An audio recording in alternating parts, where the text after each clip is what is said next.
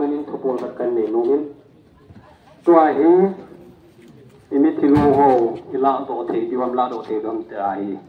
makin ko mai na tau nau emi chele adang dang o ki thu khom ni pon tawin ki thu khom na zalovin alung jong si hong tan tua hi lai ai mo ong mu hi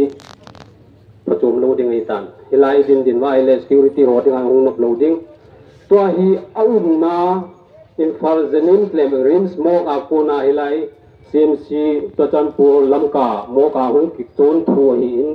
handover ekibol nai lo hin tua hi DC to SPO to lin lago to adang dang otong ki hoin tim ki ho chai le victim family ho jong no ding phat pa cha op di ham ai lo le pun khu di ham i cho jo si tu jing ham thai am ni khung ki phung ding in ti chi ka chu mo lu the lo di tai ke o ding jong ka lu the ta lo di hi ji in ti ba mo din le security ho ding jong no pun mi ve ding jong no pun i pun na su ke win koi ma pun na lo ki pun i ngai lu win jong le i ki thu ngai ji wa hi chan thu ngai ji in tu nong ki thu ngai na la in mi pyo jo si lu se ta in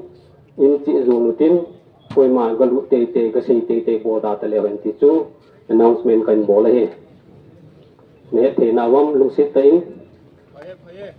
nam chi zo nu tu ai lam kai ho jong kung ki ho ding i vui ti da nu ama ba na i chi ti da nu alo le na ho jo si phat nan kan pi thong di wa hi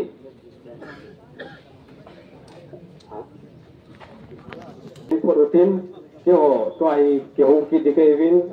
alin la administration ho to administrator ho to kyo dikevin ja tong kyo dung ting le WhatsApp am ai lo le ako ai long le public city hung ki chi ding ja ko na so victim family zo si jong na kon cha wa khat khat ai nan ki he cha diu jing ni khu ham thai ni khu ham le pa ta na go pi thewi ai lo le pun na go khu pi thewi ki ho chu information hung ki pi thong ding tu in so se san ki hen ta le wen ti kan he sa ge se pyo min